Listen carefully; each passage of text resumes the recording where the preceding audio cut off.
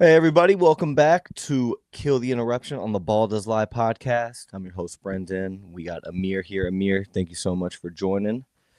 And just a quick recap on how this format works on Kill the Interaction. Amir and I will take 2 minutes as we throw topics to one another from these buckets that we'll pull. We have not seen these topics, don't quite know what we're going to ask each other. And we'll have 2 minutes to go through our answers, and we'll have just a back and forth. And then once you hear this sound here, you know the interaction has been killed and destroyed, and we'll move on to the next topic. But Amir, it's good to see you, man. Hope you had a good Thanksgiving, and excited to talk some hoops again with you now. Good to see you as well. And Brendan and I played some b-ball yesterday, and he hasn't played in like a month. And he was just complaining how sore and tired he is. And I was like, dude, come on. I'm 7 years older than him. So I'm like, I'm not even tired. I'm not in better Hey, shape than man. him. But yeah, it's just 1 month of not playing basketball is crazy. Like it's It's tough. actually Even just our pickup. It's not necessarily the hardest basketball in the world, but man, like getting back into pickup basketball, it's humbling. And it makes you appreciate the 82 games these NBA guys play. I really don't know how these guys do it. They're just freak athletes, and warriors, I gotta say. some of them. Some are not warriors and they don't love the game. We love the game more than them. They get paid millions. That's why they do it. But also load management, like just I don't know. Some people don't. I don't know. That's a different topic. Maybe that could be a topic we put in the bucket for next It, week. it It's should just be like, one day. It should be one yeah, day because I think the way we discuss sports too has influenced load management. Because you want to be there and healthy in April, not in December. But true. is what it is. Is what it is. All right, Amir. Well, let's get into it this week. Lot to cover since we last talked here, and a lot happening in the Eastern Conference. So Boston 8-2 in their last 10. A lot of people thought this would have been a tank year, especially with Tatum out. Maybe they could have had a Spurs run and gotten another top 5 pick, similar to what they did getting Tim Duncan to pair him with David Robinson. But they're looking pretty good right now, and there's a lot of talk about Tatum coming back, Hmm, even around February, March time. I don't know how realistic that is, no but way. the Celtics look good. I don't know how sustainable this is with their roster, but do you think the C's could be a legitimate threat in the East pending Jayson Tatum's return? Hmm. I mean, without him, no, I don't think they're a real threat. But I think they're solid. Like they have gone on an 8-2 run, and the momentum is nice.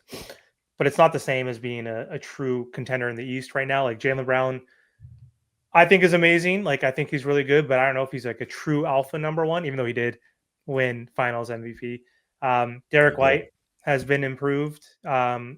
He's always been great, but his last few weeks he's been playing a lot better, and I just don't think they have the depth. Now, when Tatum comes back, if that's a possibility, which I think would be kind of crazy, that obviously raises their ceiling. He's a top tier scorer, no debate about that. Top 10, top 12 guy in the NBA, I would say somewhere around that range. Um, so if he comes back, like I just think the ramp up period, I think it's going to be a little too late because I don't expect him to come back in February, March. So I don't think it's enough. I don't think he can. If he can somehow come back in February, March, maybe they can contend in the East. Just like we've seen guys come back from Achilles injuries, more so than not in the past. Like that used to be a death sentence, and so I still don't think they're gonna compete, but I'm happy they're winning right now because I thought this was going to be a year they get a lottery pick while Jayson Tatum is resting and recovering. And once you get Jayson Tatum back paired with Jalen and Derek White, this is going to be automatically a top 4 team in the East again. And so thank God they're winning now. That could still change. It's early on in the season, but oh my God, if they got like a top 5 pick, literally, like and Tatum's coming back, that could have been huge for them. So thank God that's not happening. Yeah, Jalen has looked incredible. I mean, his averages this year 29, 6, and 5 on basically 50% shooting from the floor. He's proven he could be a number one option. I think he did prove that too in that run where they won the finals. He is about as good of a number two as you can have in this league. And the Celtics look good, but like you said, their depth is, I think, the issue. If any one of their main guys goes down, I mean, then I think you can begin thinking about the tank and maybe grabbing a potential lottery pick. Who knows? They might have Yeah. won too many games at this point too. But they look great, and they've really just embodied their coach, I think, to a T. Missoula has just left his imprint on this team. I really enjoy watching the Celtics as a big Jalen Brown fan. I gotta say, I know you as a Heat guy gotta hate him, but I Definitely do do. love watching the C's. I hate watching them. So, all right, let's see what we got here. LeBron James. My question or My topic boy. is, yep, exactly. Is LeBron regressing? Is LeBron becoming washed? We know his streak for double-digit scoring ended after 19 seasons, I think. However many thousand games that was, that's insane. But that record is no longer in existence, and he's starting to miss some games. And we know he's going to miss back-to-backs with load management. So what are your thoughts on LeBron? Do you think he's actually finally regressing at age almost 41? He's not 41 yet. His birthday is in December. It's coming up here in December. Yeah, I think it's clear. He definitely is. I think Father Time is finally catching up with LeBron. He's dealing with sciatica. He has arthritis. He's only played 7 games this season, and his numbers are very much down. I think he's somewhere in the 16 points per game range. His shooting splits are definitely down from last year, but had a great game last night against the Sixers. And I think one observation I've made with LeBron, he's still playing a ton of minutes, I think, relative to his age. He's still averaging around 30, 33 minutes a game, which is incredible at age 40, almost 41 years old. And last night was, I think, pretty encouraging for Lakers fans. If you have LeBron giving you 29, 7, and 6 on really efficient shooting, we're going to take that. That's all additive when you have Luka Doncic and Austin Reeves, who's, I think, in line to be most improved player of the year. He's just been an absolute star so far this year. But I think it's clear. LeBron has definitely lost a step. Athletically, you can see it. His head is not at the rim quite as high as it was in the past, even compared to last year. I think you can see there's been a pretty significant drop off. But LeBron is just such a smart player and such an impactful player. He'll adapt his game however he needs to. And his shooting, I think, is still so good, especially for his age. I think that's what's helped him age gracefully into his 40s.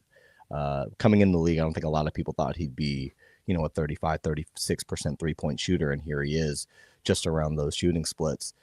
And he's someone that can just controls the game so well too. So he doesn't need to be the guy to carry that scoring load anymore. He definitely can pick his spots where he wants to really contribute. Like we saw against the Sixers again, he had the game-sealing steal. He's still highly engaged, highly competitive, and I don't expect him to be a guy that's averaging 37-7, 29-7-7 like he has in his career. But everything's going to be so additive for him. And at 40 years old, if you're still having a guy averaging anywhere between 18 to 20 points, which is where I think he'll end up once he kind of gets his legs back under him, that's all you can ask for. But yeah, he's absolutely, I think, regressing a bit and maybe a tad washed, maybe faded, not quite completely washed. Washed for in the sense of like where his like greatness was at one point, Yeah. Of course not based on his peak, but like he's still in his prime technically. I don't think he's fully washed because like he's like in the absolute twilight of his prime, but he's 41 years old, which is insane to say that he's still in his prime at 41. Because he could still average, like his usage is going to be down, which I assume his minutes should go down. I don't know why he's playing 33 minutes per game. I would play him at like 27, 28 minutes per game. And naturally, just based on minutes going down, role diminishing to a certain degree, usage going down because Austin Reeves and Luka are killing it, his numbers should go down, but he's still capable, like on any given night, if he needs to score maybe 24 points or something. Like I don't think he ever needs to exceed that range when you have Luka who could put up 35 and Austin Reeves who can put up 30. So having 3 guys that can score 20 plus, that's all they need, right? So if you can average like 19, 20 points per game, I think that's what they need from him because he's going to do all the rest. He's still going to rebound. He's still going to play make and get his assists. So he's still good enough to help control the game and facilitate. And we'll see, man. It's just, I mean, I don't love LeBron, ever since he left the Miami Heat, but of course I respect and loved him when he was on the Miami Heat. It's just crazy, like seeing him retire. It's just like a change of an era, right?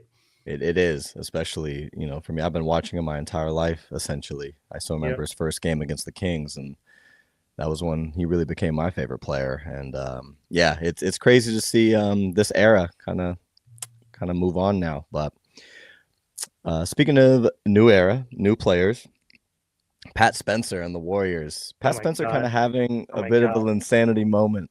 Um, what are your thoughts on this Pat Spencer story? Does it kind of free up the Warriors to maybe actually explore some trades with Pajemski? And do you think he's a legitimate NBA player who I think deserves a full contract? What are your thoughts on Pat Spencer? I mean, right now he's absolutely killing it right now. He's having his moment. He's cooking. It is giving Linsanity vibes. He came out of nowhere. It feels like, and he's like grabbing the rein. Oh, what is this term? Grabbing the reins by the horn. I Yeah, don't know. he's grabbing the bull by the horns right now, and He's he's taking grabbing advantage of his opportunity. That's for whatever that sure. is. Like, yeah, thank you for that. I'm horrible at these. I even on my other Miami Heat podcast, I'm horrible with these phrases. But he's talking his trash. He's helping his team win right now while Steph Curry's out. Like, you could see the confidence. Like, he's playing like he has nothing to lose right now, and he's taking advantage of the opportunity. That's all you can ask for right now, and that's a dangerous version for any type of hooper. That, like, Absolutely. playing with confidence and playing like there's no tomorrow, basically, but like also playing effectively and stacking up games. Like in December, I saw something because Brandon and I live in the Bay Area, right? So like we get everything Bay Area televised. So I saw something that said he's shooting like 65% from the field and 75% from three in the 4 games that Steph Curry has been 75%. out. But since Steph Curry's been out, it's only 4 games or so, I think. But like that's insane. Like they're riding the hot hand, and he's gaining confidence right now and stacking games up, which is huge. And right now Steph is out. Like, I think when Steph comes back, he's gonna go back to the bench. Like, his minutes are gonna plummet. Like, it's gonna go back to reality eventually. But I do think he's earned a standard contract right now. I think he does look like a real NBA player. He's not going to be consistent because role players are they're consistently Yeah, inconsistent. So, consistently inconsistent. There it is. but like, I think he reminds me of a TJ McConnell type dude, not just because he's a white guy, but like similar size, like 6'2", like 190, like smaller kind of point guard, but like very tenacious, like on the defensive end, someone who can hit the three, get to the rack, get to the free throw line a little bit, and has good shooting splits. But like TJ McConnell, I've said this before, I think on the show, he said in an interview that playing hard is a skill, like playing balls to the wall. Not like most players play hard, but these guys are playing like there's no tomorrow type dudes. Like the Alex Caruso's kind of have that same mentality, but TJ, it's usually the white guys, the smaller white guys, right? They have to play that way to stay in the Gotta NBA. be. But like TJ Gotta be. McConnell said, like if everybody could do it and play like this, People would 24/7, people would do it. He says it's an actual skill set, and I think Pat Spencer has that TJ McConnell dog in him, where he's fighting for his life, for his livelihood. He's fighting so he doesn't have to go play lacrosse or have an office job, basically, right? That's like he wants to stay in the NBA, and I think he's a good player. Absolutely. I mean, insane to go from arguably, I don't know a lot about lacrosse, but from what I see, arguably the greatest college lacrosse player of all time, Oh, to then really? just say, you know what, I want to give basketball a shot. I hooped in high school. I know I could play Division I college. Did his thing, I think, at Northwestern. And yeah, seeing him, like you said, just play fearless. I think that's the key there. The guy just has no fear. And then since we've seen his minutes tick up, all his numbers have just kind of gone in correlation. They're all ticking up. And the Warriors have desperately needed it. I think with Steph out and obviously Pajemski struggling, Kuminga, who knows what's going to happen there. He's kind of been the glue that's keeping the Warriors at least somewhat afloat in the absence of their Hall of Famer. Mm-hmm. For sure. All right, let me pick my next topic for you. Oh, speaking of the Warriors, his teammate Jonathan Kuminga just recently got a DNP against the Bulls and also got pulled out during clutch time. The game before that, I forgot against who, but will Jonathan Kuminga get traded by the deadline? Is it imminent in your opinion? And what do you think his return will be? God, I think every Warrior fan is wondering the same thing. He's not eligible to be traded, I believe, until mid-January. It's tough to say. Getting the DMP last night against the Bulls was shocking, especially considering they blew him out. And they're shorthanded. And they're shorthanded. And Kerr in his postgame said, this happens to all players except for the stars, which I think was an interesting comment considering I think the initial plan they had for Kuminga when they drafted him. And, he started the year off really hot. He was playing really well, I think doing all the little things the Warriors expect their players to do. But yeah, as you said, shorthanded and getting a DMP in Chicago is really strange. And I don't know what to really make of his trade value. There's a lot of talk. Maybe the Warriors could package him in something for Giannis, but if I'm the Bucks, that doesn't really interest me at all. And I'm not quite sure what the Warriors draft capital is to make that work. And I think in order to grab a guy like Giannis, you would hope Kuminga would be more of a centerpiece rather than just a sweetener, which I think is what he is.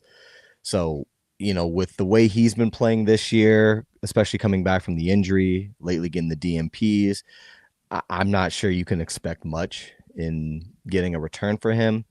I would think maybe a couple second round picks. I think I did see a report from I'm gonna blank on the reporter's name, so Fisher? Apologies. Not Fisher, but anyways, I'll have to add it in there. But there's an interesting trade proposal I saw with, of course, my Sacramento Kings, and if I'm any team, I'm always down to hear what the Kings have proposed. But I could see something like Keon Ellis, Malik Monk, and a couple second round picks, and then maybe you could throw in Jackson Davis and Kuminga. I think that's a pretty interesting trade, but again, nothing groundbreaking, no blockbuster deal there. But I think that would help the Warriors. I think you can get Keon out of a pretty pretty terrible situation in Sacramento. Let him toxic, play even though they beat my Heat. Even though freaking they beat my Heat recently. It's the NBA, right? Zach LaVine can go off at any moment. Like that can happen. Zach LaVine is still an all-star level player. But for me, I would love to see Keon Ellis in a Warrior jersey. Good. I think that'd be interesting. Me too. And maybe Kuminga in a place like Sacramento where he has more freedom to kind of do what he wants. Maybe that works out for both sides. But yeah, I don't see a ton of value in Kuminga right now. We'll have to see. We have a month now basically till he's eligible, so we'll see how the Warriors and Steve Kerr play this thing. But yeah, it does kind of seem like the writing's on the wall for Kuminga. Yeah, Keon would be good. They need help defensively. Jimmy Butler was calling out the team recently, and Draymond as well for defensive lapses. So, and then you add the 3-point shooting because he can hit the 3-ball, right? And then Monk obviously would be someone else, another Buddy Hield-esque kind of guy, except for Buddy's horrible at defense. Yeah, so I think Malik can at least give the Warriors a little bit more of just some wing scoring that they desperately need, especially with Steph out. But again, that's not coming till January. So, we'll see what happens with Kuminga and the rest of the Dubs there. All right, let's get to your next question here. All right, so we got, oh my goodness, I can't even read my own handwriting. All right, so we got Oklahoma City. They're on a 15-game win streak. I feel like every pod we talk about them, we just talk about how they continue to win, and there's no team in the league that can hang with them. Do you see them realistically losing anytime soon? And do you think that 74 wins is in play for the Thunder? What are your thoughts on OKC here? They're going to lose soon. Real soon. Isn't SGA out? Like, was it yesterday or today or something? Like I know we're probably going to post this tomorrow, which is going to be Tuesday the 9th. So I read something that SGA was going to miss a game. I don't know if that was yesterday or today. SGA did miss his first game, I believe, Sunday. And they still won. So there you go. They're just so deep. Totally. And I mean, it makes sense to even give them at least a day off, especially if it's not a great team they're playing, right? I don't know who they played. But anyway, nobody runs the table forever. I don't care how good you are. The NBA humbles you, just like the freaking Sacramento Queens humbled my Miami Heat, as we just alluded to this weekend, which was horrendous. But yeah, I mean, they're going to lose eventually. I think so. I looked at the schedule, and before I get into that, though, what makes OKC look scary is that they just don't make mistakes and they don't beat themselves. Like they don't find ways to lose. They find ways to win. There's no ways to possessions. Like this team, they really like each other. I think Draymond said, I think it was through his podcast or just in an interview, he's like, these guys love each other. They're best friends. He's like, this was kind of like us back in 2016 or whatever it was. Yeah. Like that's a huge element to success in the NBA is like to develop that chemistry is when these guys are actually friends off the court. Like everybody's connected. It's like assistant coaches to each player. So that's huge. And SGA is playing like an MVP, obviously. I think though the one game they can lose, perhaps, I'm just going to make a guess because who the hell knows? Because they could lose to the freaking Hornets. You never know with the NBA, which I don't think that'll happen. But though they're playing, though, I think in the next 5 games, I think they're going to win like 3 to 4 games in a row or 4 to 5 games in a row. But then I think the chance where they could lose is when they have a home and away against the Spurs. And I know they have injuries. Obviously, I don't know when Wemby's coming back, but they're playing, I think, the Spurs like on the 21st and the 23rd, back-to-back games. And so that means they'll get up to either 19 wins in a row or 20 wins in a row, depending on which game they lose to the Spurs. And so I think the Spurs might be able to finally give them that loss, but they're also very capable of winning 30 in a row. Like the Heat, my Heat won 27 in a row, but that was with like LeBron and the big 3. And the Lakers, I think, have like the all-time record, like in the 30s or something. So like to get even in the 30s would be insane. I think the Heat were number 2 at 27, right? So like, I don't know what the Lakers were at, like 35, something like that, 33, 34, 35, somewhere in that range. Like mid 30s is the most any team has done. Like, let me throw this to you. Can they break whatever that record is, the Lakers record? Do you think that's possible? I think it's absolutely in play with how good this team is.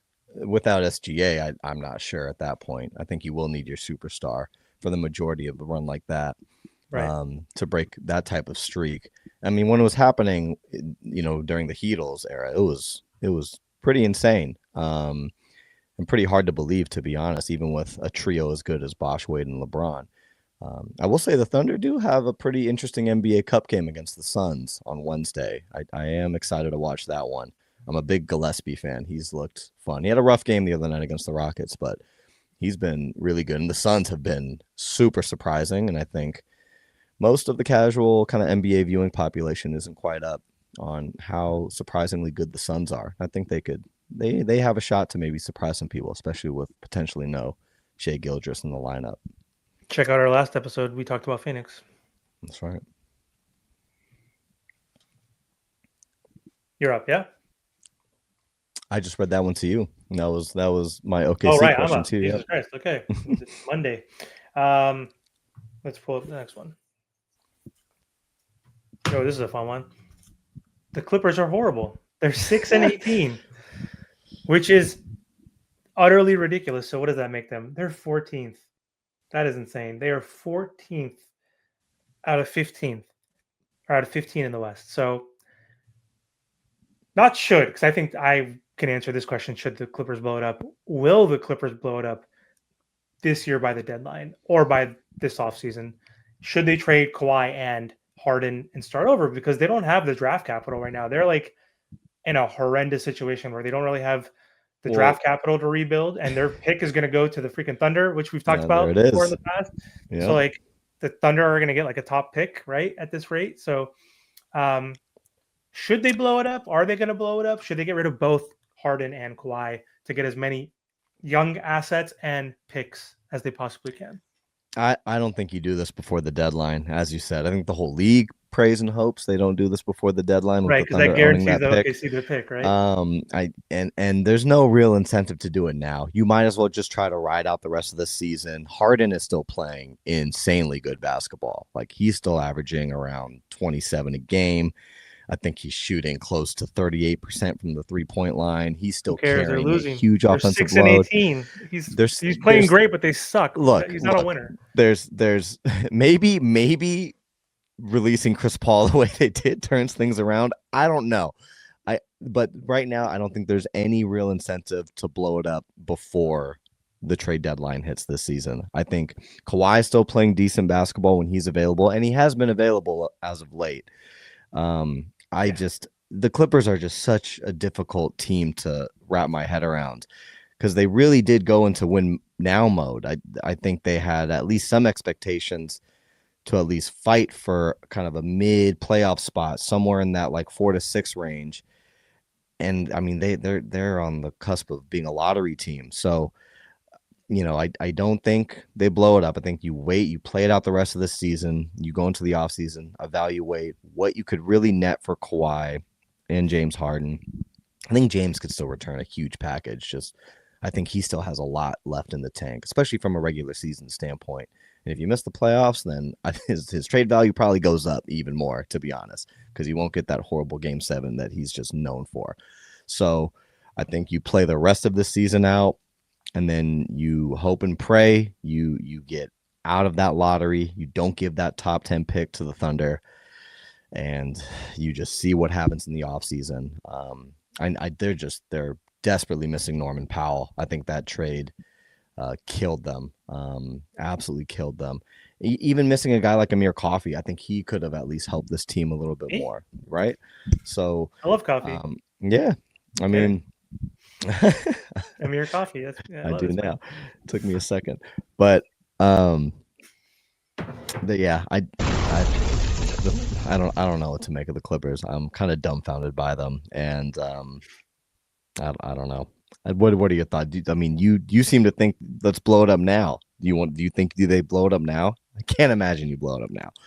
No, obviously not. I know you blow it up this offseason for sure. Like, especially if you are if you're 11 through 15 in the West, not even make it to the 10th seed to get a chance to make the playoffs, then what are they doing? Only Kawhi and Harden are only getting older. You know what I mean? Like, and yes, Harden's playing great in the regular season, but it doesn't mean anything. Like, it's just hero basketball. Like, it doesn't contribute to winning. And he only plays good in the regular season. He plays horrible every single offseason. Like, he's a choke artist. He's B-Rabbit from 8 Mile, except he doesn't get his redemption story and doesn't win the battle at the end. He was close. He was so close. Close but no cigar. Jimmy Butler almost won the Heat championship. He was twice. So close. The Heat were close too. We didn't win a championship. Who gives a shit? I'm not saying how close we were. Like, it sucks. Close doesn't mean you're second. Ricky Bobby, baby. Second place, you're the first loser, whatever the hell he said. So you ain't first, you're last, baby. You ain't first, you're last. Yeah. Second place is first loser, right? So anyway, I don't know, man. It's just crazy to see. Wait, is that lottery pick protected though? Is that pick protected? No, it's not. This pick is unprotected. I'm telling you, this Paul George trade, it just continues to get worse and worse and worse. It does for the Clips. So we'll see. We will see. All right. Well, moving away from the Western Conference, heading back to the East. How good is Jalen Johnson? I think he's been, in my opinion, incredible. I don't think that's any type of huge groundbreaking opinion there. But does this kind of free up the Hawks to really explore some trade scenarios with Trae Young? Do we just start building around Jalen?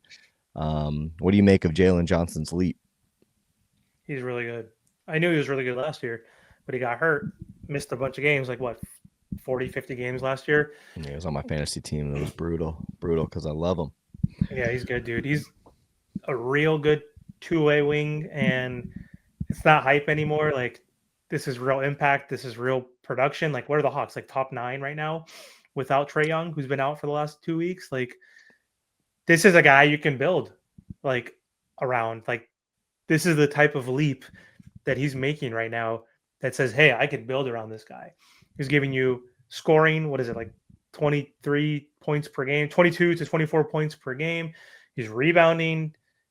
What is he averaging? 10 rebounds? 10 rebounds a game? Damn near averaging a triple-double right now. Yeah, he's averaging 8 assists, which is insane. The playmaking is insane. Like, that's huge. Like, the defense is great. He gives you that versatility on defense, but the playmaking, like going from like 3 assists last year to like up to 8 is in stat leap right there. Exactly. Is insane. And like, why he's making these reads and why he's able to play make, one, because Trae is not available, but he's been doing it while Trae was there. It's just like the game looks like it's finally slowed down for him. So he's making the right plays and the right reads. So that's when you know the jump is real. and he's doing it consistently, and he's shooting 40% from three, which is like I mean, crazy, that's right? that'll probably come back and even out a little bit. We're only in December, but still, I mean, Still, 54% from the. I know he's shooting above 50% from the floor. yeah, but Like you 40% from said, just three, making like even if it's such only great 20, decisions. that's a fourth of the season is gone. Like, you know what I mean? Like it's like 25, Oh, it's 27% of the insane. season's gone by. So can they trade Trae Young because of his leave? Yes, absolutely they can. I think they should. Like there's been rumors about Trae possibly getting moved.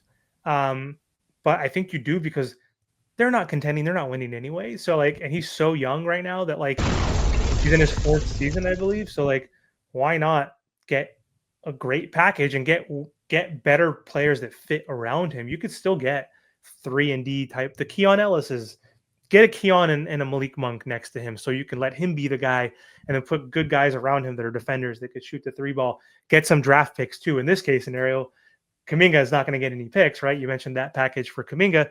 You can get possibly 2 first-round picks because I don't love Trae Young. I think he's horrible defensively. He's too small. He's a pipsqueak, but he's an engine. Like he's an offensive system. He's like Rudy Gobert is a defensive system. You put Rudy Gobert. I hate Rudy Gobert too, but you put him on any team, they're a top 10 defense. You put Trae on any team in the league, they're going to be at least a top 13 offense, right? You put Trae on a contender, that's going to be a top 5 offensive unit.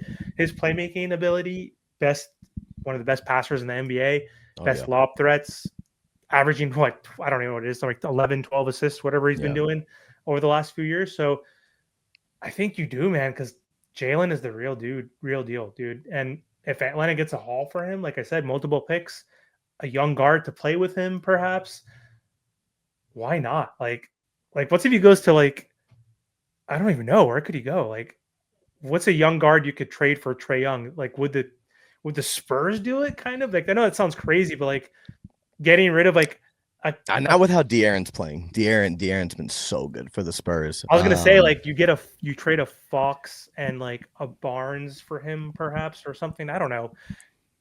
If I'm the Spurs, I'm more looking at Giannis than anything else.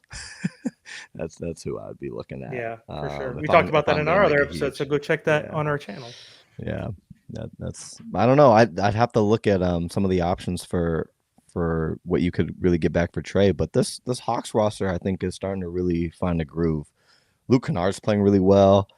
And if Porzingis can just be at least somewhat in the lineup, just makes him really versatile and really tough to defend. And Jalen has just been incredible. And I love watching the Hawks play, I got to say. You love watching all the teams I hate? I know. I'm sorry. I love the Heat, too. I love Jaime. I don't know. We don't like, you keep mentioning East teams you like to watch. There's not that many West teams you like to watch. Or there are. Like, I know you like to watch the Suns. I was a Kings fan. I guess maybe that's why. I don't know. I'm just depressed watching at how good and loaded the West is. I think they're kind of it's like the inverse. You're a West fan, I'm an East fan. So it's like, oh, I like to watch the West teams because I don't get to root. I want to root for West teams, especially when they play East teams and vice versa, right? Because anytime they play an East team, you obviously want all the East teams to lose so your team can go up in the standings, but your team is not relevant ever, so it doesn't really matter in your opinion. So that only really applies to me. Haven't been relevant since Game 6, 2002. Haven't been relevant since then. Even the Beam team wasn't that relevant. Love Body was smoking cigs at halftime. That's right. Vlade and Adelman. All right. Last question, yeah? Last one. We just said we made a video about this, but I'm pulling this out again because Giannis, obviously there are rumors that he might request a trade. He hasn't done that yet. His agent said that they are going to evaluate what's the best option for him. And if they're doing that, that means he's going to ask for a trade because the Bucks have no shot of winning anytime in the near future. They have no draft capital. They are waived and stretched Damian Lillard. He's making $23 million or so every single year. So strange decision. It's got to come, right? Like he's got to get traded. If it's not this summer or this by this trade deadline, it's got to be this offseason. And a new report came out today. Again, we might be publishing this on Tuesday, but a new report came out saying that if Giannis was to get traded, New York keeps popping up. There's other teams that are rumored. My team is rumored. The Spurs have been rumored. And we've talked about that on our other episode, but where we think he might go or who can give the best option. But the Knicks have resurfaced, and there was Windhorst said that the Knicks made an offer this offseason, and I think the Bucks did reject that. They had conversations in the dark, kind of, a la Luka and the Lakers, but not as bad.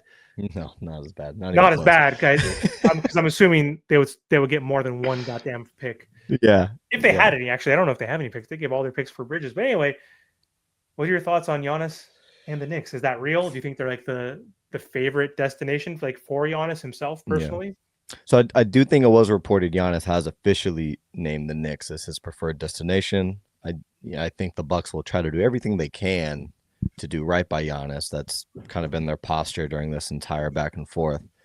I just don't know what the Knicks can really give them. I think that Mikal Bridges trade took away all their was it 5 first-round picks. I don't know what they can really give to grab Giannis. I think seeing him in New York would be super fun. I would love to watch Jalen and Giannis have a 2-man game. That would be disgusting. You as a Heat fan, I'm sure that would terrify you. If I was in the East, it'd be pretty scary to me too. Thank you. I would be very scared. Yeah, I wouldn't want to have to deal with that. I think dealing with Giannis, period, is terrifying. But like you said, they're going to have to make a decision here soon, as I believe he's extension eligible next October. So they're going to need to make this decision either now or come next offseason. But I just don't think the Knicks are going to have enough compared to some of the other teams. I was listening to Zach Lowe and Tim Legler kind of noodle around some ideas, and the Rockets, I think, have a very interesting trade package.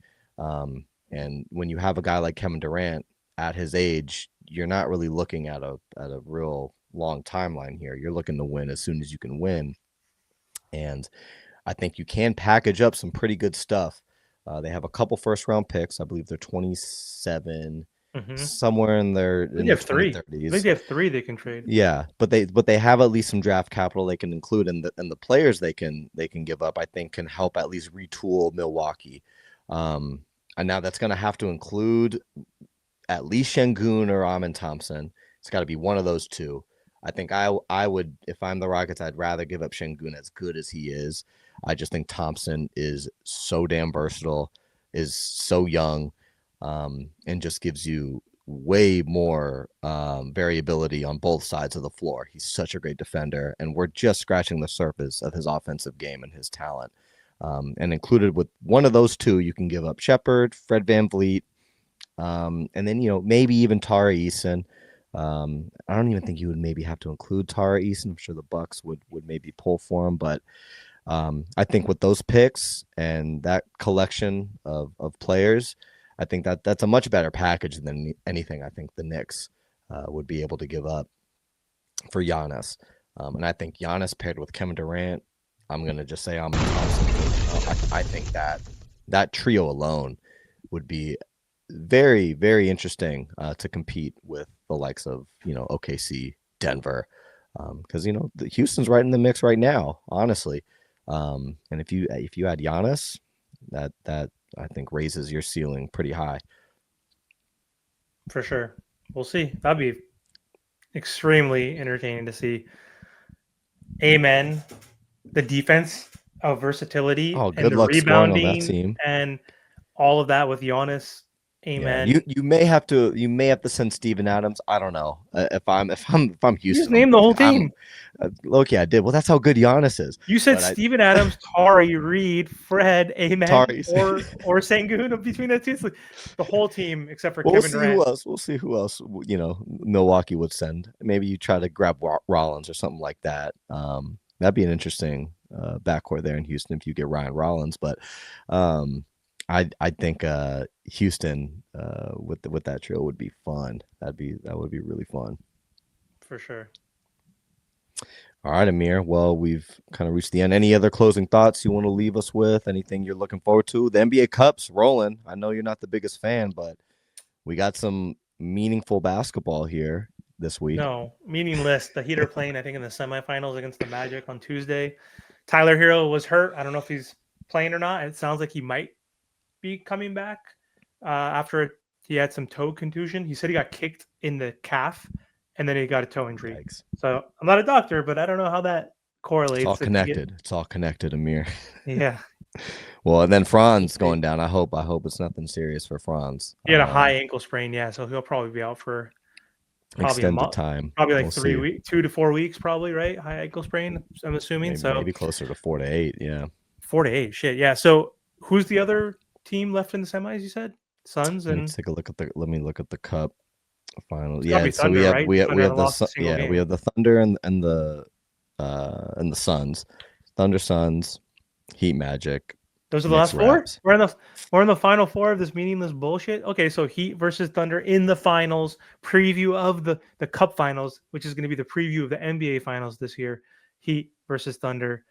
We got the Lakers too. The Lakers are in there as well. So, but the Thunder are going to win the cup. I think the Thunder are going to. We'll see. No shade. You never know. It could be open. Nah, they're going to win. All right, Amir. Well, it was a good episode. Thank you for joining me here this week, and thank you all for watching. If you do like this content, please make sure to like and subscribe. Helps Amir and I continue to make this. We also just love talking hoops, so who are we kidding? But all right, Amir, I'll talk to you next time, and we'll see you soon. Have a good night.